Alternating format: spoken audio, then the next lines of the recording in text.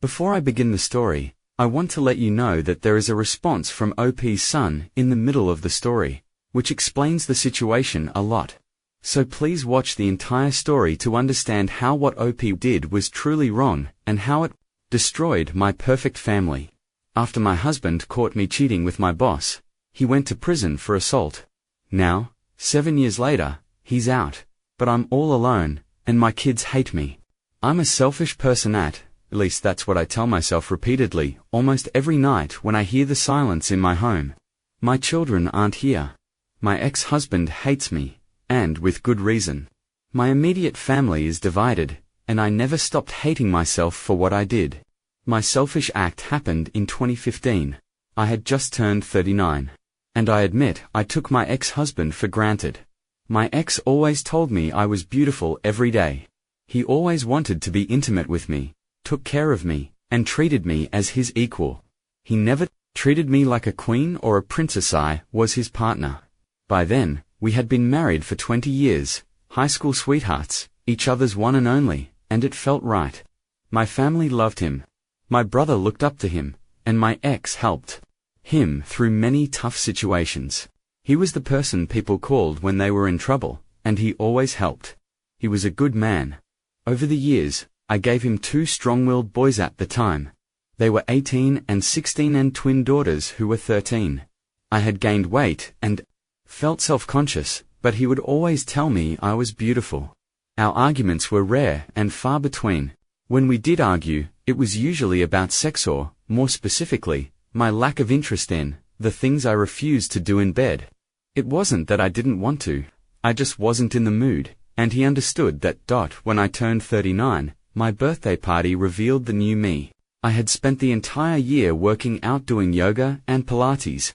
My efforts took me from 180 pounds to 135, and for me, it was an incredible transformation. I'd always been a chubby girl, so having a toned, fit body was a new experience. My ex-husband also went to the gym with me, though not as much. He dropped from 260 to 225 pounds, and was starting to shape his body. He couldn't keep his hands off me, but for some reason, I still wasn't in the mood. It's not that he didn't try. We went to dinners, danced, and took regular walks. He always helped around the house, and I could see in his eyes how much he loved and desired me. 20 years together, and he still looked at me with passion.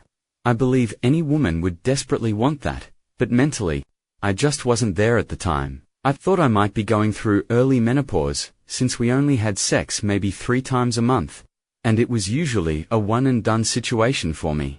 But he wanted more, and no matter how much he tried, I just wasn't interested. He mentioned couples counseling, but I refused. This is where my selfishness started to show. A new manager began working at my office a few days after my birthday. He was slightly younger and handsome, and for some reason, he took an interest in me. At first, I ignored him, but over time, it went from ignoring to casual conversation, then to flirting. I showed him my ring, making it clear I was married. However, after 2 months of constant flirting, I flirted back, which led me to open up about my life. I found myself thinking about him more and more. I now know it was an emotional affair, but at the time, I felt high. My ex-husband sensed something was off. We had a heated argument about it, which I honestly believe started when he tried to kiss me, and I subconsciously made a disgusted face. It wasn't directed at my ex. I was thinking about this other man, and when my ex leaned in, I felt repulsed. At least that's what I tell myself. A week later, I told the new manager to meet me at a cafe so we could talk. I intended to tell him to leave me alone, to say I couldn't do this. But before I could say anything, he kissed me, and my mind went blank. That was the start of our 6-month affair. During that time, I did things with this man that my ex wanted from me. I was more eager, more willing, and always in the mood. I believe it was because it was something new. My ex and I did have sex during this time, but not as often. I started pushing him away, nitpicking his little habits. I even belittled him. I'm ashamed of how I treated him during that period. I only realized what I was doing when my brother came to visit me, and told me that my ex had confided in him about how depressed he was feeling. He said he was thinking about filing for separation because he felt I didn't love him anymore and was starting to fall out of love with me. That snapped me out of it immediately. So I called it off, quit my job, and promised myself I was going to make my husband feel loved and wanted. I was determined to fix things and be a better wife. If I could. My affair partner showed up at my house with a box of my office things from my desk that I had requested to be shipped. We talked. He wanted to know what he had done wrong. I told him I needed to fix my marriage and asked him to leave. But he wanted one last chance, and I said no. He begged and pleaded, and like a fool, I agreed. We went to the guest room and were intimate. I don't know how long it lasted, but when he was on top of me, I felt him suddenly jerk back violently, and there was a loud bang. I sat up and saw my ex staring at me. My affair partner was on the floor, and there was a big hole in the wall. Tried to say something to my ex, but his eyes were bloodshot, tears flowing, and his lips trembling. I could see he was in so much pain, and I felt disgusted. I watched as my affair partner stood up and tried to leave.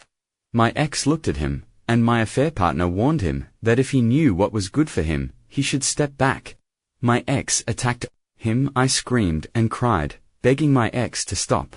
Out of desperation, I jumped on his back, which resulted in me getting slammed to the floor.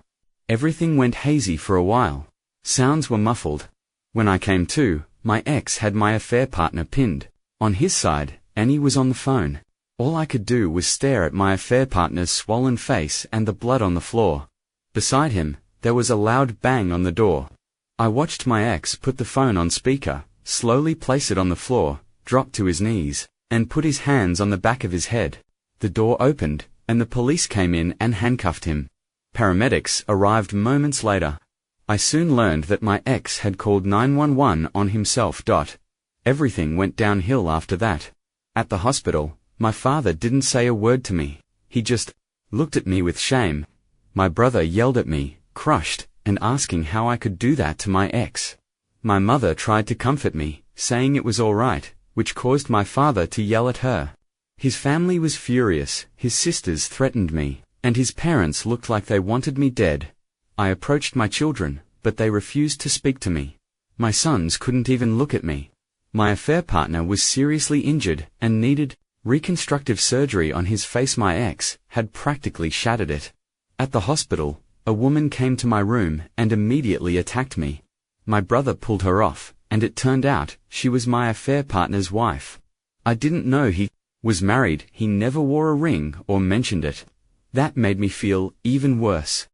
Leading up to the trial, my boys stayed with their grandparents on my husband's side, and my girls refused to talk to me. My ex didn't want to see me either. I tried visiting him at county jail, but was denied.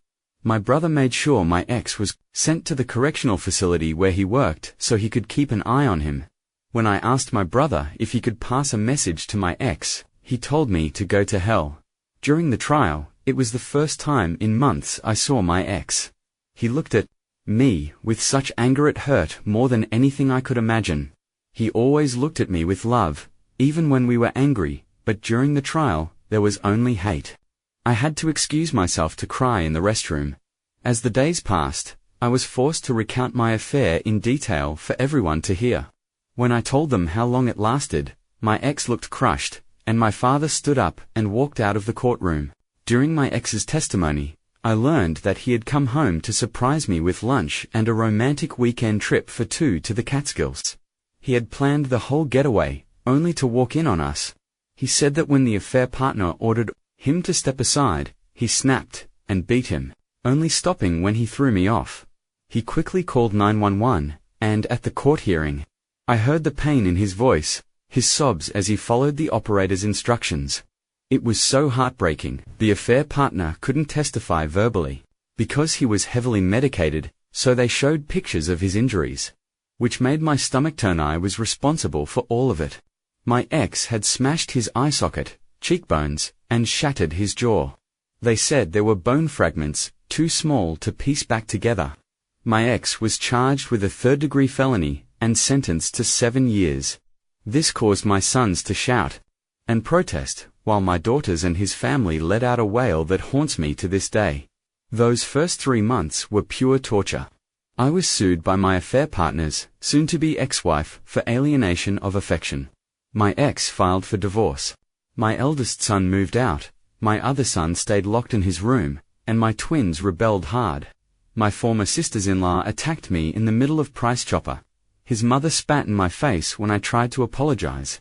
My father and brother refused to speak to me. Eventually, I had to find a new job. There was no income, and I almost drained my savings. I was basically blacklisted in my field because it was bad publicity for the accounting firm. So, I started working retail and as a seasonal health insurance block adjuster during tax season. I nearly lost the house. My ex refused to let me visit him, and every letter I sent was returned. Crying in the shower became almost daily. My parents almost separated because my mother kept defending me, while my brother refused to acknowledge me. Even my lifelong friends were divided. Soon, I began having thoughts of ending it, all packing up and disappearing. The guilt was unbearable. Eventually, I saw a therapist. She scolded me and told me I'd just gotten too comfortable with my ex. I didn't see him as a husband, I saw him as a friend with benefits, and I treated him that way. She was right. I got too comfortable. I saw him as a companion, but he saw me as his wife, the mother of his children, the woman he loved and desired. I took him for granted. Almost a year passed in silence from my children. When I cooked dinner, they would grab their food and retreat to their rooms, refusing to even look at me. I had a few meltdowns, begging them to say something to me, but nothing. My brother got married, and I wasn't invited, but my kids were. I kept trying to visit my ex, hoping he'd put me on his visitor list, but I was always denied. My letters still came back. It made me severely depressed, and I knew I deserved it. Then, one day, out of the blue, my brother showed up. I was shocked and happy to see him.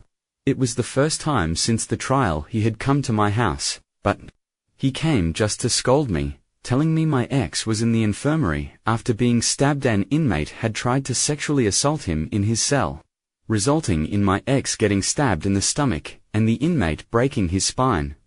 My brother screamed at me, "You did this."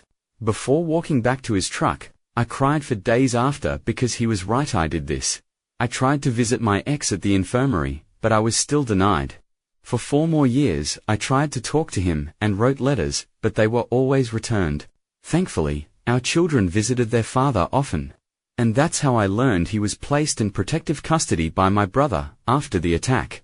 Over the years, my eldest son went to the same college my ex attended, even took the same major. He only calls his siblings. He never wanted to talk to me. He doesn't come home for holidays, only to his grandparents. My other son did the same college, refusing to call me. My twins were tough on me, but visited their father weekly, which seemed to improve their moods. Whenever they got rebellious, their uncle put them in line. My brother and I still barely spoke. I tried to visit his wife when they had their first child, but I was asked to leave. My mother kept me updated on their lives, but my father still refused to acknowledge me. Then, at the beginning of May this year, my kids came home. They were happy, and I didn't know why, but I didn't care. They stayed for 4 months. Having my children around, I did everything I could to show how sorry I was. Mostly, I was ignored. But at least they were talking to me, and that made me happy to have a conversation and know what was happening in their lives. My eldest was dating a woman for over a year. My second-born was on a college track team. And even my girls started talking to me again. I hated myself even more for what I did to them, seeing them smile again, joke around, and eat dinner together. I missed it so much. At the end of August, I was preparing for the twins' first day of senior year, which also happened to be their 18th birthday. I expressed my excitement about their birthday party and told them my plans. Without hesitation, my girls asked if we could celebrate on a different day. That confused me because I thought we were starting to get better. When I asked why, one of them said it was because Dad was throwing them a party and they didn't want me near him. That comment shocked me. I asked when their father was released, and they said he got out at the end of April for good behavior. I cried, because knowing he was out broke me a little more. They were around more since he was out, and they seemed happier and more cheerful, because their father was back in their lives. It wasn't because we were healing. It was because they had him again. I asked where he was staying, and they told me he was living with my brother. I tried calling, needing to talk to him, but he refused. I went over, holding all the letters that had been returned over the years. I saw him briefly through the door crack and shouted his name, but my brother told me to leave. I handed him the letters and left. As I got to the driveway, I heard his voice. I turned around, and he was walking toward me. I instantly started crying and went to hug him. He handed me back my letters and coldly said, "You forgot this." I cried as I watched him walk away. I begged and pleaded for him to just talk to me, but he walked back into the house. My children were standing by the door, and none of them had any love in their eyes for me. At that moment, I realized my children were just tolerating me. Still, I want to fix this. I want to tell them how selfish I was. I want to tell him how much I missed him and how sorry I am for destroying what we had. So, I'm trying to push through my daily life. I learned from my mother that my affair partner's ex-wife was visiting my ex 2 years ago and has been coming around to see him. I don't really care about that tie, just want him to somehow forgive me. I want him to talk to me. I want him beside me. I want him to look at me the way he used to. I want my kids with us. I just want my family back. Yet I know I don't deserve it. Even if, by some miracle, we come back together, it will never be the same. I was selfish, and I wish I could take it all back. This is a response to my mother's post. My selfishness ruined my family. On support for wayward. I'm a regular on Reddit, so I'm using a throwaway because I really don't want anyone I know in real life to find out this is me. I strive to keep my past a secret. My college friends don't know my dad was in prison, nor do I want to tell them. When I walked around campus and heard people talking about this post and sharing it, it brought back a lot of emotions I've been trying to overcome. So, I looked it up. There was enough information to know it was about my family, and it angered me. I reached out to my mother, who immediately started crying. I yelled at her. When I went to see my dad and told him what I did, he yelled at me too. My father is a good man. He only yelled at me for cursing. My mother tells me that even if I don't love my mother, I need to respect her. It's hard to respect someone like that. My father always struggled. He drilled into our heads that we should be grateful for growing up in an area where we wouldn't get attacked for getting good grades or caught reading by the kids who were our jump for wanting white things like going to college. He told us it was like that for him in the South Bronx. My aunts told us how he joined a gang at 13, just so he could be left alone while he went to school. When he was 15, his father passed away from cancer, and my father had to become a surrogate parent to his 2 sisters. Since there was no life insurance, he worked and did what he had to do to help pay the rent and put food on the table while still attending school. My dad said he was fortunate that his mother remarried a good man, and they moved to upstate New York for a better life. From what my uncle told me, he and his friends thought my dad was weird. It was the 90s, and my dad walked into school wearing really baggy clothes and a Puerto Rican flag shirt. They decided to mess with him. My uncle said they didn't expect my dad to fight back immediately, but he did. He kicked their asses. Instead of walking away, my dad helped them up and asked if they wanted to skip school, share a 40, and talk things out. My uncle said that's when he knew they were going to be friends, and they started hanging out. My dad introduced him to my mum, and they hit it off. They went to the same college, and by the end of their freshman year, they were married. Growing up, my parents were the lovey-dovey couple. They were always holding hands and kissing, which was really embarrassing. Even at the start of my senior year, when everything fell apart, he still acted like a teenager when it came to my mum. He loved her and respected her. I can honestly say he never put her on a pedestal. He used to lecture me, saying a woman won't respect a man who puts her on a pedestal. When I asked why, he said it's because they'll always be looking down on you. My dad told me that both his father and stepfather had the same mindset. You treat your wife as your equal. She is your best friend and your confidant, just like you are hers. My dad had his quirks, He was a big gif of Evan and 260 pounds, but, despite being heavy, he was very active. I loved it when he would sing to my mum, we all did. He would serenade her, buy her flowers, and write on the card, because it's Thursday and I was thinking about you. He wrote her occasional love letters and always defended her honor if someone was rude or disrespectful. He constantly told her how beautiful she was. My dad showed the girls what kind of man they should have in their lives. When it came to my uncle, my dad was always there for him, even when everyone else thought he was a lost cause. My dad never gave up on him. As my grandfather once said, he knocked the stupid out of him and left behind the man he was supposed to be. That phrase always made me laugh. My dad showed me how a man, a friend and a husband are supposed to act. My mother, before her affair, always loved my dad. He always supported and encouraged her. He was her one-man pep rally when she was down, and she was his. To all of us. They had the marriage we wanted to have, then my mum messed it up. I remember those months. When she would talk to my father, as if he were beneath her. He pushed back, but restrained himself. Even though my father graduated college and has had a successful career as a financial advisor, he can go from zero to ghetto in 5 seconds. Grandma said he was like his father, kind, respectable, and helpful, but he wouldn't hesitate to rip your throat out with his bare hands. My dad tried everything, buying her flowers, taking her out to dinner, dancing, but she was in her own little world, treating him like we all saw it. It was really having a big effect on my brother and twin sisters, but my dad would smile and tell us they would work it out. He would say, Mum was probably really stressed at work and bringing it home, and I believed that, especially when she quit her job. I honestly thought her job was the problem. Then my dad was arrested. Mum, do you know the embarrassment we felt? When the entire school was talking about what happened, my dad was arrested because my mum couldn't keep her legs closed. I couldn't bear to look at you, which is why I went to stay at Grandma's house. The sight of you disgusted me. When I visited Dad, he couldn't bear to look at me. He was ashamed. He told me he had failed as a husband and as a man. I told him he hadn't, but he said he did because a man would have thought about the consequences before doing something so stupid.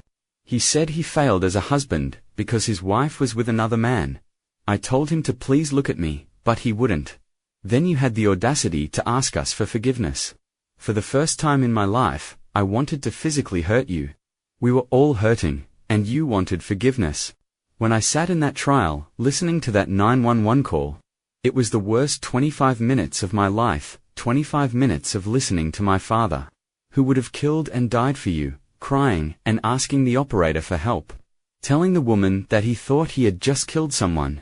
Listening to that, hearing that woman try to calm him down while he repeated over and over, the love of my life cheated on me, hurt more than anything. I know you tried to act as a character witness for Dad. We all told you not to, but you did it anyway. Why did you want to prove to us that you still loved him? To tell the court he's a good man. In my opinion, that cross-examination, where you revealed how long you were with that son of a bitch, is why we lost him, why he went to jail. I believe. If we had a real lawyer instead of an appointed one, he would have walked free. Because of that, I had anger issues. My brother became a closet alcoholic. One of the twins was suicidal, and you didn't notice. All you wanted was to try to fix things with Dad, leaving me to keep my siblings afloat. I hated you in some ways. I still do. When I went to college, I wanted nothing to do with you, just like my father. I had to be a surrogate parent to my siblings while working a full-time job, going to college, and sending you money to help pay bills. I don't know why you made it look like you were doing it on your own, Mum. I know it was hard, and I know you were really depressed. But you had help with the bills, and Grandma defended you. Though she only did that because everyone was against you, that's, at least what the twins believe.